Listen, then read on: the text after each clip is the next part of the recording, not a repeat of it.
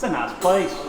Well, I might have been born just poor white trash, but I sold 1 million records, made a little cash. The doctors and the lawyers, they don't think it's funny that they're living next door to white trash with money. White trash with money, let's go. Listen, did you know? Welcome to White Trash with Money. All right, ladies and gentlemen, we are back with White Trash with Money. We're back. And I'm Matt Lyda, your host, and my No, co-host. No, that's not how that works. You're not the host just because you bring the episode in. I'm still the host. Like, you're still the co-host, right? Ain't that? I don't know. I thought that maybe I could be the host of this podcast. Does it make you feel better if you're the host for an episode? You know, I told that to Scooter Brown when I was down in Mexico. I was like, being the host of the podcast, and he kind of stopped me, and he was like, so you've got 20,000 followers and Justin's got 21 million, but you think you're the host of the show. And I was like, I guess you kind of got a point there. So You can be the host for this episode. Look at you. Go ahead. Such a nice. Welcome back to White Trash with Money. I'm Matt Lyda, your host. And my guest today is I'm not Justin. even the co-host. I'm a guest now. How the hell? Where's this? I just wanted to see what it felt like to have my own thing for once. But Okay, yeah. Okay, I'll be the guest. That's good. Let's do this. Oh man, well, Justin, White Trash with Money. White Trash with Money. Yeah. Man, we've kind of been all over the place in our personal lives and my whole life podcast. I've been all over the place. You know what I'm saying? Yeah, but these last few months have been wild, bro. All everywhere. Yes, I feel like that Johnny Cash song. I've been everywhere, man. I know the feeling. I'm tired. I am too. Matt, I'm tired. I am too. It was, me and you were just, we were in Vegas. Yeah. And a lot of fun was had. And I got to talk about it, man. Okay. I got to bring it up. We're getting into it early in the episode because it was one of the funniest, wildest, and maybe dumbest things that I've ever seen you do. If anyone has ever been to Vegas, the greatest show in Vegas, in my opinion, is a show called Absinthe. In your opinion, not in my mom's opinion. And they do not pay me to say that. They have never given me a discount on a ticket. I've gone to the show about 10 times. We're in Vegas. I whisper to Justin, man, we should go to Absinthe. And he goes, oh, I'm taking my mom and dad. Well, mom and dad was with us. I can't just go to Absinthe and then I said it in jest. I said it as a joke. Well, to set this up, this was my mom's first time on the airplane. Yes. It was my dad's first time, mom and dad's first time in Vegas, right? They'd never been on the West Coast, So it was just a whole new experience or whatever, right? Yeah. Yeah. So you decide, hey, Matt, let's take, it was a Saturday night. I'm going to take mom and dad to Absinthe. Yeah. And I'm like, they need to see a Vegas show. That's what Vegas is known for, is Vegas shows, right? Yeah. Yeah. I think that it was when we were in the car and we drove past one of the hotels or casinos and it had Donny Osmond's face on it. And your mom was flipping out because she was like, oh my God, they have Donny Osmond here. I knew then that Absinthe wasn't the show that we should be going to. In my defense, the first time I was in Vegas, Scott D. Henry took me and Crystal, Scott D. Henry and his wife, took me and Crystal to Absinthe. Yeah. Right? And I'll be honest, I don't remember it being that raunchy.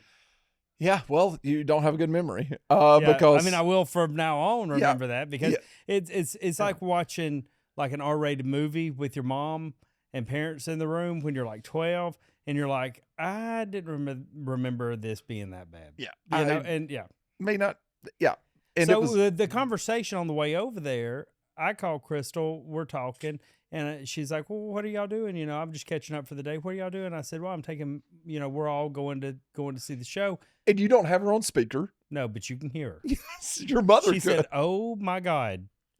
And as soon as Crystal had that reaction, Mom was like, what are we going to see? Right? And Crystal was like, even Crystal was like, after she said that, she was like, I don't remember it being that bad. it's probably fine. Your wife's also a liar. No, we just don't remember shit. That's where the problem was. And Mom said, I'm fine so long as there's no nudity. And I said, Mom, I can guarantee you there is no nudity. Yes. Right? When I was there, I would strictly remember that. There's no nudity. We're good. And there wasn't. No. but Pasties. There was pasties. And when the hostess of the show, when about 10 minutes into the show, Yeah. when she ripped her top off and it was pasties, I knew in that moment we had to go.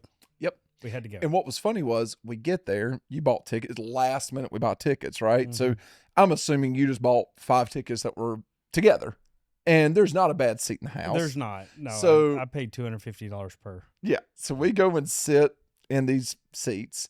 And We got upgraded. And the guy comes over and goes, hey, we'd like to put you up, better seats.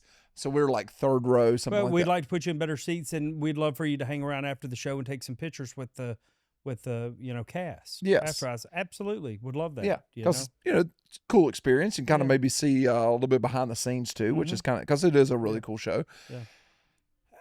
So 10 minutes into it, I've seen the show a lot. I knew what was kind of about to happen, and I had to pee. So I ran out to pee. Come back in, and you're already outside with your mom and dad.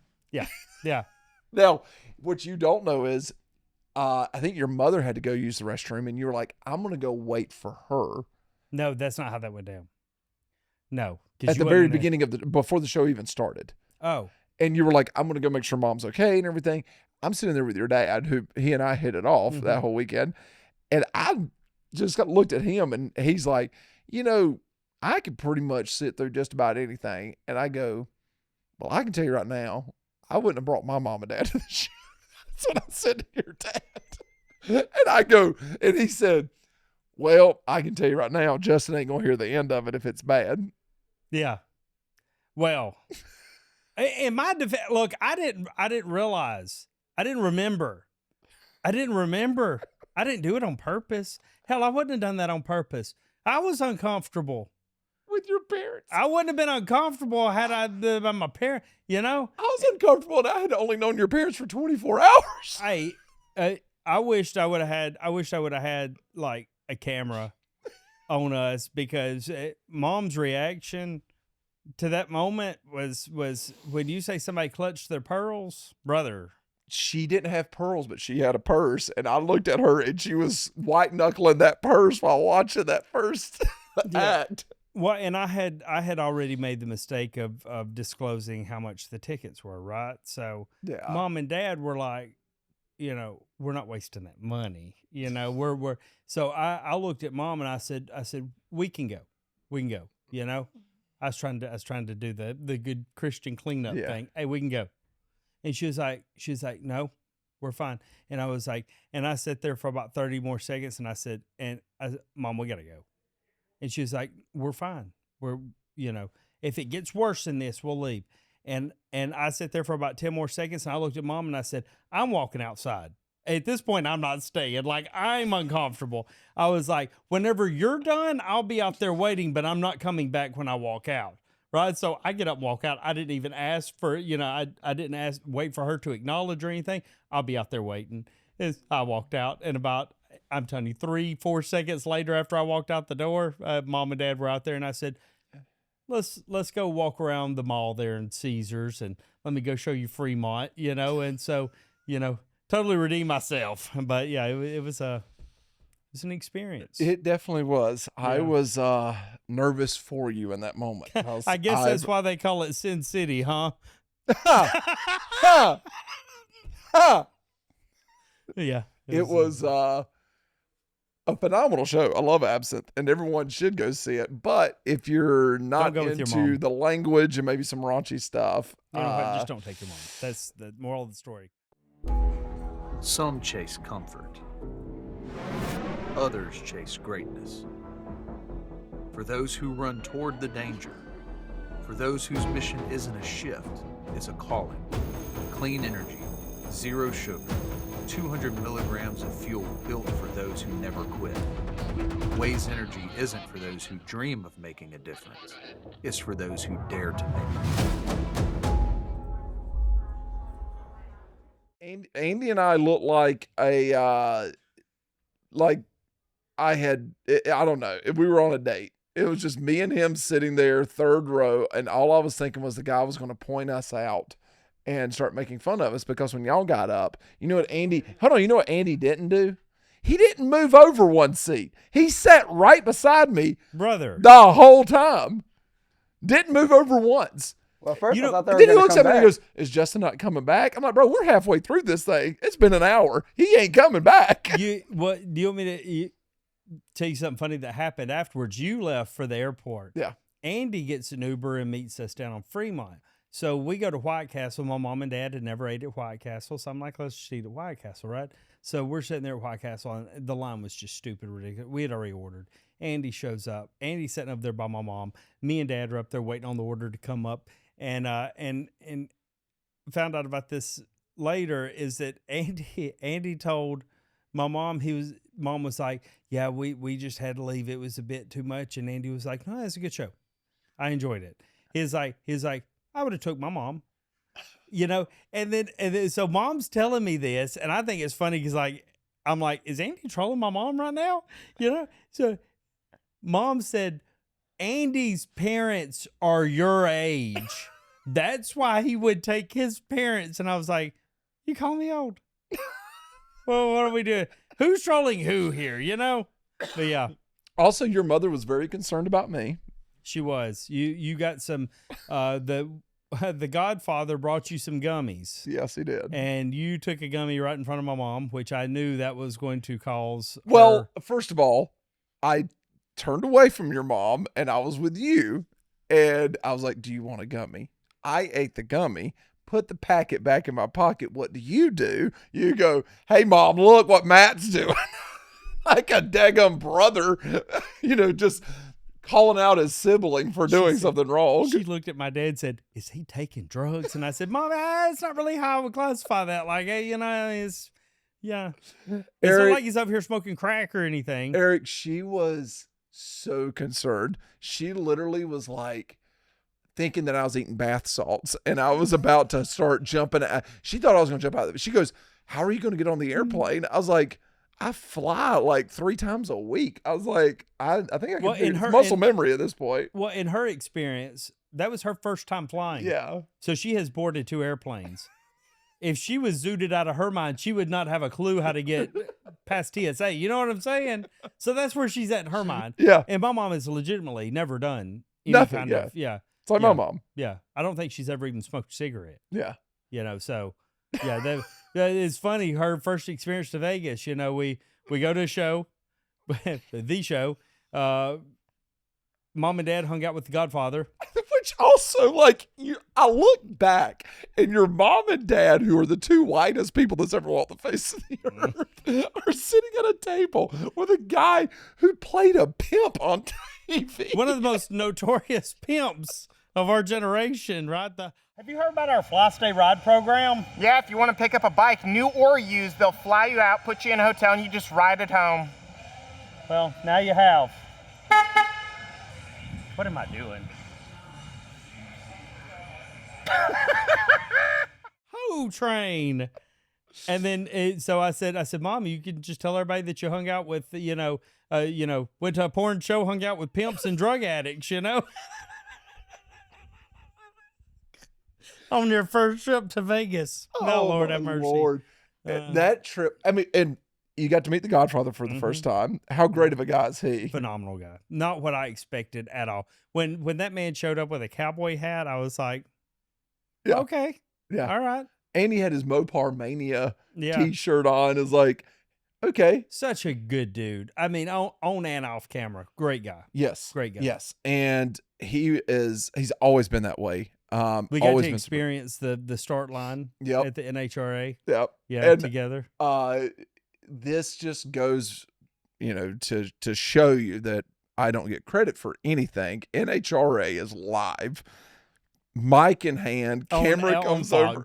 On FS1 or something. On right? FS1, they come walking over to Justin and the Godfather because I'm just kind of standing back and, they're standing up against the rails and I'm like, I'm watching the racing and stuff and everyone's kind of coming up talking to these 2 guys and they come over with the camera and the mic and they're like, Justin, he's been here all weekend, big celebrity. He also knows how to bring out the other celebrities that he's friends with. When that happened, hold on. Now, I always give flowers, right? Always. But in that moment, in my mind, I'm like, I didn't bring him out. Matt brought him out. But I was like, we're live. You can't. I can't explain this. So I'm just like, I'm going to have to just take it. Like, hell yeah, man, brought the Godfather out, And then afterwards, I walked straight over to Matt and I was like, brother, I'm sorry. Like, I was not trying to take any credit for what you've done, but they just laid it out there and I just ran with it. And then they shuffled both of you guys over to the start line. And I go, well, there goes my friends. Well, I asked, I was like, can we bring one more? Can we bring one more? And they was like, no, only 2. And I was like, and they had looked and said, you too, let's go. No, so, sorry. No, none of that stuff ever bothers me. As long as my friends get to have fun, that's all I care about. I can always stand in the back and eat the scraps. But Matt's a good time cook. He just loves to sit back and watch other people have fun. Yep, man. Look at these guys getting to do the cool stuff. I'll hold your coat. Yeah.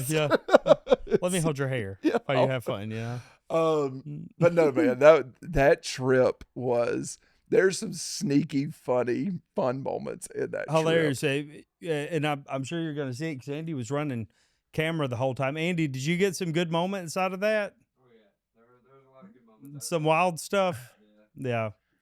It was. Vegas is always an experience. I don't care who you go with.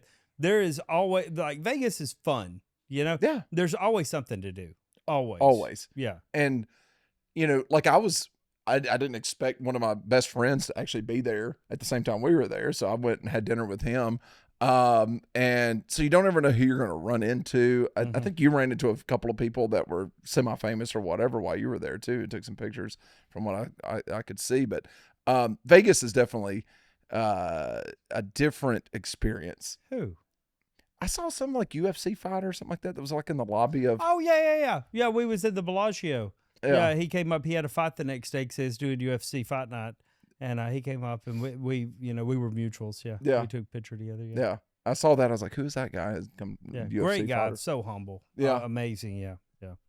But no, Vegas was fun. Mm-hmm. And then you turned around and came back to Nashville and apparently discovered robes at the Joseph over there. I did. Ford and TikTok invited me to come out and help co-host their Proud to Honor event, which was to highlight and support organizations that support military veterans. So for Veterans Day, I guess, like Blue Star Families, TAPS, and just great organizations. Eric, I got a question for you. When Love and Theft was really just rocking and rolling, what did your rider have on it? I think our rider had a lot of booze. Yeah. I think we had checks. Like a half gallon of Jack, half gallon of vodka, 4 cases of Miller Lite, carton of cigarettes. And then since we've been sober, we got. You asked for the Bible? We asked for the Bible, a round of golf, an AA sponsor. I need an in-house AA sponsor real quick. What's the like weirdest thing that you put on your rider that you can think of? Because this is all a lead up to Justin's stupid rider that he did for this thing. Another number 1 song. I think we would put. Andy's roasted Eric. Another number 1 song. Andy said another number 1 song. Maybe the best burn of the week so far. I mean, that's good. That's good. Oh, but what was on your rider, Justin? Listen to this, Eric. Listen to this idiot's rider.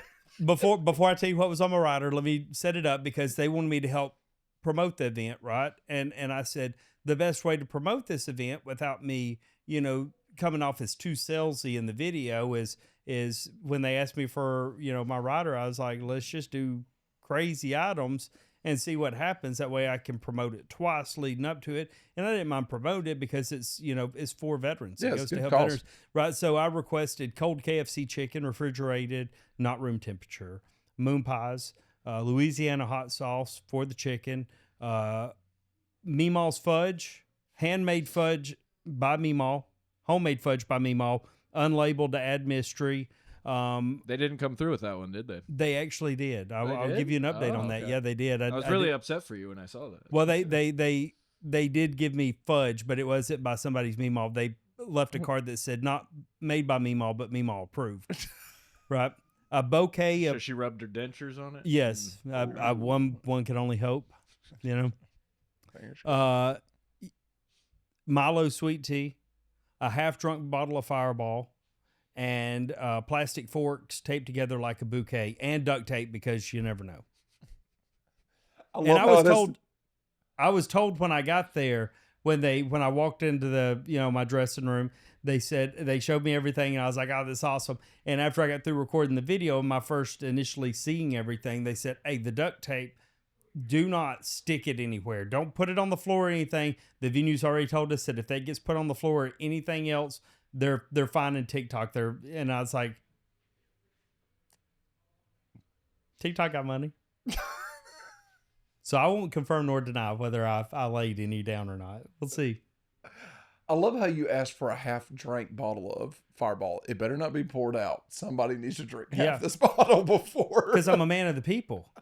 The people, the workers that are having to put these dressing rooms together, give them some liquor. Yeah. Let them have a little fun early in the morning.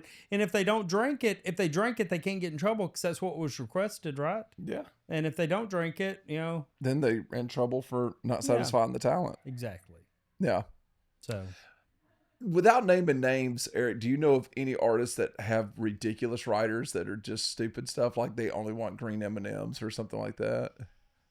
I don't really know any more that did that. Like, we, for a time period, put that on our rider, and it was after I was told why you would put that on your rider. It's really just to see if they're paying attention to the details. Oh, really? And like, if someone's actually going to go through and take the time to pick out all the green M&Ms, they probably actually read your rider. And it's not the point that you want green M&Ms. It's just putting them through the paces of actually getting you what you asked for. Yeah. I know that Charlie Daniels liked peanut butter and jelly sandwiches cut in half. really, Yeah, and he would have like a platter of them. And he just loved peanut butter and jelly sandwiches. And if he got, Really? and it was always like his go-to snack. And it was something that apparently wasn't too filling to where he could eat a couple of them and be able to, have that energy going out on stage and not be just like stuffed with food. Right. So he always wanted peanut butter and jelly sandwiches cut in half.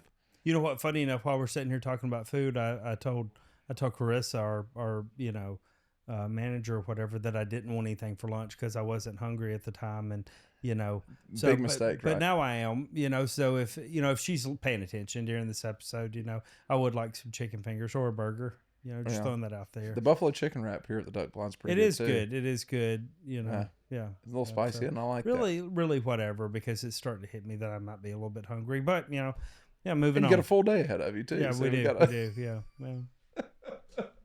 Well, also, She's pissed right now. She's like, y'all are going to have to pause for just a second so I can open the door. So, you know what? While she opens the door, we'll be right back. Here's an ad. yep. Listen, we'll be right back. All right, we're back now that Chris has gotten Justin's lunch order put in. Yeah. Well, I also, before Vegas, I discovered that you have fans in Germany. Yep.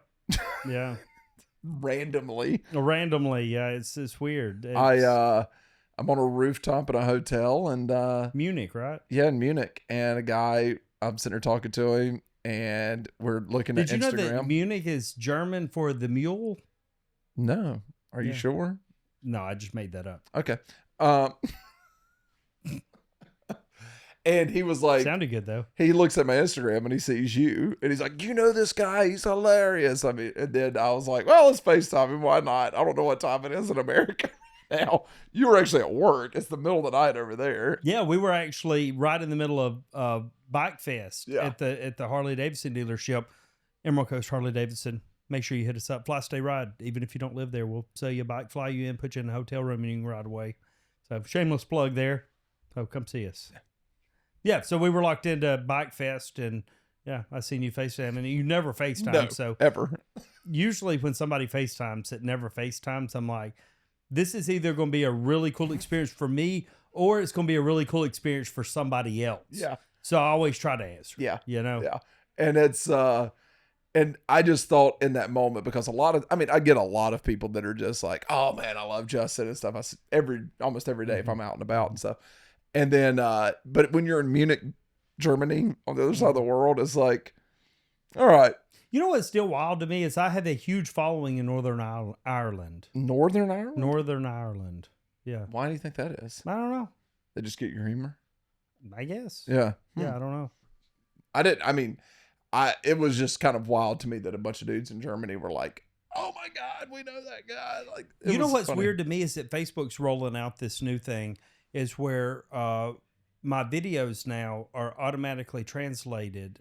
I saw that too. It's like voiced over translation, and it uses AI to make my mouth move to where it would be like in a different language. So now when I upload a reel, my video looks like I speak Spanish. And I've wondered, you know, because I opted into it because I was like, yeah, sure, let's open the content up to, other countries, other languages. So I'm wondering how long it's going to be before I have people coming up to me talking to me in Spanish like I speak Spanish. Potentially. You know, especially and if you go to another country that where you're popular. I don't have a clue what you're saying to me right now. Yeah. You know?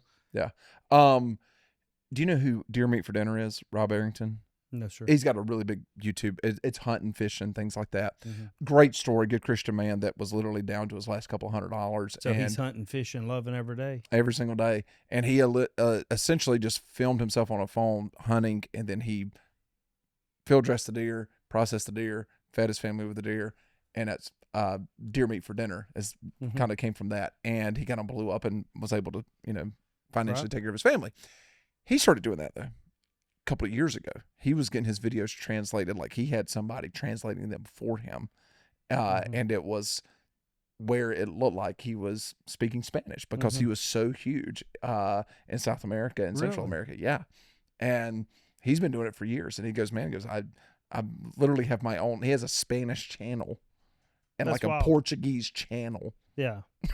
And it was like, he's got his main channel of 5 million followers, and he's got like, 400,000 or 500,000 on this one, 400,000 or 500,000 on that one. And it's the same videos. It's just all different language. Right. So, and he's like, I'm able to, capitalize on the revenue for those videos in other countries like that. So I think now Facebook or Meta's trying to make it a lot easier for creators to be able to do that. Well, I seen probably about a year ago where Mr. Beast was doing the same thing. Yeah.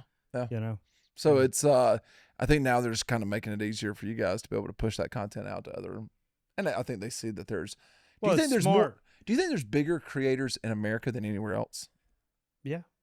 There would have to be. Yeah. Right? I mean, but you got to think about like all the technology and everything that's, especially like in China or Japan. I mean, how the hell would we know? We never see it. I know, that's the whole thing. Like, but I mean, like Kobby Lame, I mean, he's where, South Africa? I think he's the largest TikToker. Oh yeah. So I mean, which he made his entire platform off never saying a word. Oh, I know. Which breaks all language barriers. Yep. When you never speak. Which I often, leads me to, how marketable is that? You know what I'm saying? Because now he can't do an ad read. You know what I'm saying? Yeah, but was it Mr. Beast or somebody that was saying that like if there's no words or anything being said in a video, Facebook pushes it more because of that, because they can push it out to all the countries. It's not that they're pushing it more. It's that more people can find it and interact with it. I've always been intentional in not doing that because I'm always like, the majority of my content I speak in, right? Yeah. So I don't want to gain a bunch of followers in another language from, a reaction video or whatever where I never say a word. And now there's that language barrier and my videos are popping up on their For You page and they can't understand what's being said. So they just swipe past it and it kills my retention rate. Right. So I've stayed away from that for that reason. With this whole new Meta thing with the translation part, like I wonder what kind of following you're now going to get in those foreign countries. I don't know. I'm kind of concerned, to be honest. I've seriously a couple times started to turn it off, because what if it's just a rollout program that doesn't do what they wanted it to do, and they take it away, and now I've got all these followers, like let's say in, somewhere in South America, and now my videos are popping up on their algorithm, but there's that language barrier now, and they just swap past it. And now my videos don't perform as well. I just don't think it's going to go away. I think that they are trying to have it where guys like yourself that have such a massive following, let's try to get him in front of as many people as possible globally, because out of your following, what's the percentage that are Americans that are your I would say it's a good 90%. Yeah. But I mean, you're talking about, 90% of 21 million. I mean, that still leaves a lot on the table. Absolutely. But then you also, like, throughout Europe, most people speak English, so they kind of understand it. They may not understand the humor side of it, you know what I mean? But, like, you're looking just throughout the UK, they all speak English. So, yeah, I just wonder, there's a mass population of people out there that don't speak English, that if you're able to capture that audience, and I think that's what Facebook's probably trying to do, right? Try to get you in front of those people as much as possible. Oh yeah, well, I mean, it only helps them exactly, because I mean they want to keep you on the app longer, right? Yep. So I mean, if that's why your videos perform better and your channel performs better if people leave the For You page and go to your page and start scrolling on your page. Yeah. What are you seeing different? Speaking of, in staying on the subject, what are you seeing different right now than when you first started on how they're pushing videos and how the algorithm's working right now? I don't know. I've never really, I understand more about it, but at the same time, everything's such a secret, about the algorithm. People can theorize about, how videos get pushed out and everything. I've never concerned myself with that. I've always, my view on creating content and pushing content out is always just, take those factors out of it, which I know is factors, right? But I have no control over those factors. So I just take that completely out of the equation. And if a video doesn't perform well, I always just put it back on myself, and I'm like, do better. Wasn't a good video, do better. Right. For whatever reason, and I honestly don't look at numbers a whole lot anymore, just because, like, you can, even though I shoot the same type video and it should get the same amount of reach, sometimes it just don't. And you will drive yourself crazy looking at numbers and trying to chase numbers. Me, I just try to push content out and make people laugh. That's literally what I do. Yeah. And try to help inspire others to help other people, or for me to just help other people. Yeah. Yeah, because I mean, I think there's some people that really love to dive into the back end and the numbers of content creation, and they start kind of seeing trends, and they go, okay, if you do the X on this date at this time with this type of video, it should work. Now, don't get me wrong. When I see that I've got a dip in views, I try to diagnose the problem. It's just like when your car's not running right. Yeah. You got a miss in your car. You start trying to diagnose, well, what's going on? Do I have a, spark plug issue? Do I got a plug wire issue?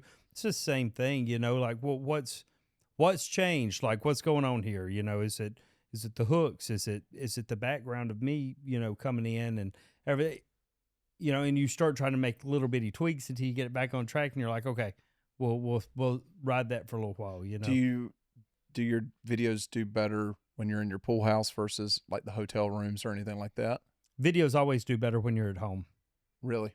Well, or in the same setting that you typically would? No, in the same area, because generally the algorithm pushes out your video.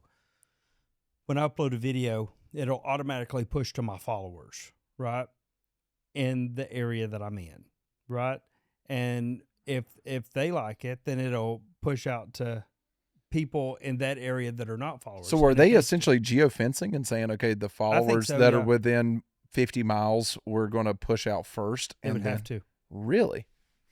I've heard that on good authority that when you push out a video, it the first hit, the first audience that it pushes to is where you're at. That's why whenever we need to post videos for Emerald Coast Harley-Davidson, I always try to make sure that it's posted from right there in that area, right?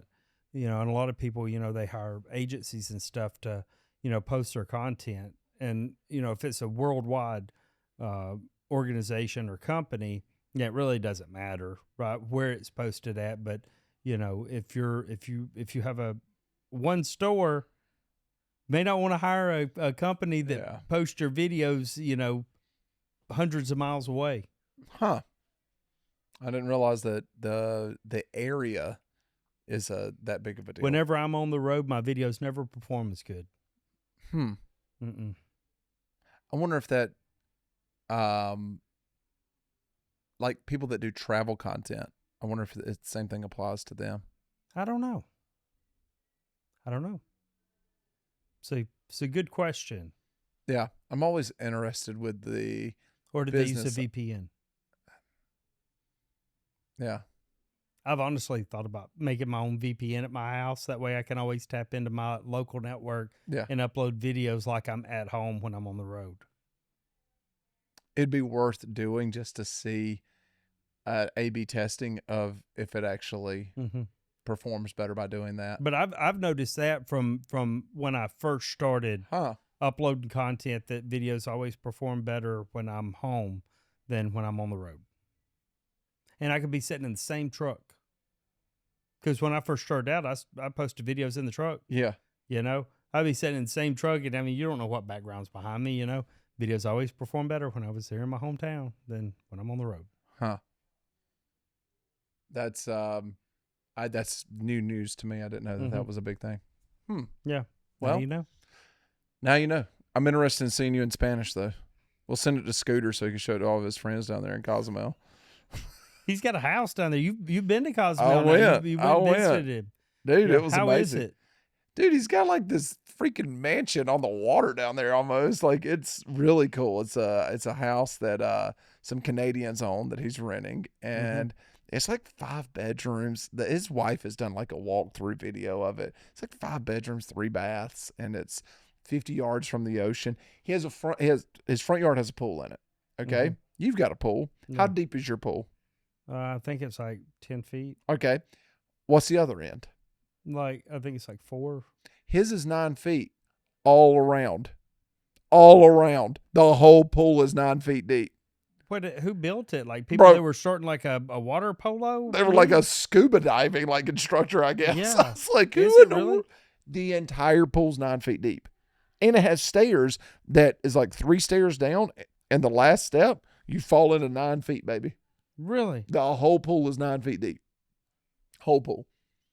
I've thought about I seen the house. It looks gorgeous, but I just don't know if like living in a tourist town in another country would be. It's not for me. So for where he's at in Cozumel, he's kind of away from the tourism part of it, right? It's like where people actually just live. People that have retired, skated community, all that stuff. But and what I discovered in Cozumel for the 5 days I was there was ships come in, ships leave. It's about 9 p.m. It's over. I mean, like all the bars and everything shut down. You've got some bars that do stay open for people that are there, on vacation, but it is not a party town. I mean, 8, 9 o'clock, it slows down because those cruise ships have headed back out to sea and there's nobody else running up and down the streets. Middle of the day, it is a madhouse down there for about 6 to 8 hours a day. It is a madhouse on that island. And then it all goes away at about 8 o'clock at night. You know what? That's not a bad thing because I live in a tourist area. Me too. And like down there in Destin, Florida, man, during the summer, like it just never goes away. Oh, yeah. Just traffic all the time. But, yeah. Well, I never thought about that. Like living down there, it's everybody coming in on a cruise ship. So you really never have any traffic problems. 6 to 8 hours. And then, they're gone. The only traffic you have is right there outside of that port. And it's just kind of all the touristy shops and restaurants and everything that's down there. But if you're able to kind of get away from that part of Cozumel, like it is just a beautiful island. I've never been on a cruise. I don't like them. I did it one time. And our buddy Colt Ford was actually on that cruise as well. Yeah. Yeah. It was a country music cruise. Really? Yeah. Yep. Craig Morgan was on it. Mm-hmm. Colt Ford, Cole Swindell. Old non-singing ass. Cole Swindell. He sings. I mean, yeah, he tries. I mean, probably to the best of his ability, but I mean, thank God for auto-tune. I love Georgia Southern. Yeah. But it's good to be home. It's good to be back in Nashville. Yeah. And but I've been all over the world lately. Literally all over the world. Me too. I'm tired. I need a break. Yeah. I'm glad that I was late getting here today. I know you were. Yeah, I overslept by about an hour. Which that's never happened before with you. Yeah. I was I never heard the alarm. That means you're exhausted. Yeah. I mean, you can't really fault a guy for, everybody always like, especially when you're in the military, how dare you be late? Yeah. But when you never hear the alarm, like, there ain't really much you can do about that. Yeah. I mean, I was on time, and that was after 120 milligrams worth of THC that got put in my body last night. But, by like 4 minutes. We also had Chewies. My stomach was a little upset, to be honest with you. Late is late. But Matt, we're back in America. We're back. Let's go get some lunch. I'm hungry. I hope that my order came in. Well, we appreciate y'all tuning in. If you haven't already, subscribe over on YouTube. Go check us out on Spotify. Follow us on all social media platforms. Thank you, Asian Andy, for joining again and contributing very little. And he roasted Eric. He did. Actually, you did a great roast. That was like probably one of the best zingers of the podcast. Absolutely. Thank you for that. Eric, thank you for showing up to collect your check. Always. Thank you. And for being the punching bag for Andy, which is weird, but I'm here for it. Yeah, it was strange. It hit me out of the blue, but it is what it is. All right. Well, let's go get some lunch. We appreciate y'all watching. Thank you very much, and we'll see you next week. Goodbye. Listen, did you know? Well, thanks for tuning in. White Trash with Money podcast.